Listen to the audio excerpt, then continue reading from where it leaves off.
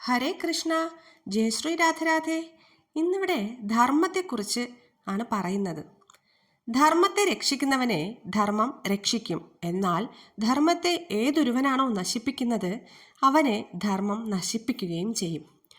ധർമ്മ Evo ഹതോ ഹന്തി ധർമ്മോ രക്ഷതി രക്ഷിത എന്നാണല്ലോ. നമ്മുടെ ജീവിതത്തിൽ നമ്മൾ ധർമ്മം നടപ്പിലാക്കാതെ നമുക്ക് നീതി കിട്ടണം എന്ന് പറയുന്നതിൽ യാതൊരു അർത്ഥവുമില്ല, നമുക്കതിനുള്ള അവകാശവുമില്ല.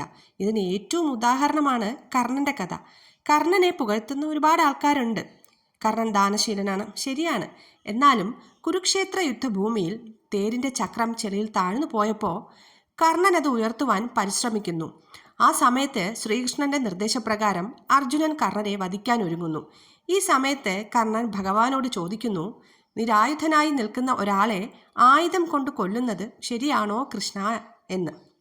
ആ സമയത്ത് ഭഗവാൻ കൃഷ്ണൻ ഇങ്ങനെ മറുപടി പറയുന്നു, കൗരവ സദസ്സിൽ വെച്ച് പാഞ്ചാലിയുടെ വസ്ത്രാക്ഷേപം നടക്കുന്ന സമയത്ത് നിന്റെ ധർമ്മബോധം എവിടെയായിരുന്നു?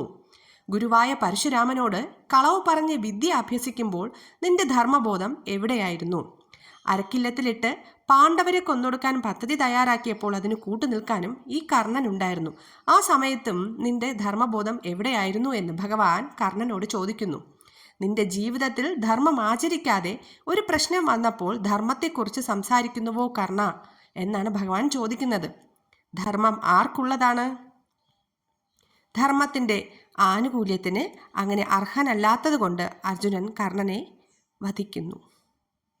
രാധേ രാധേ.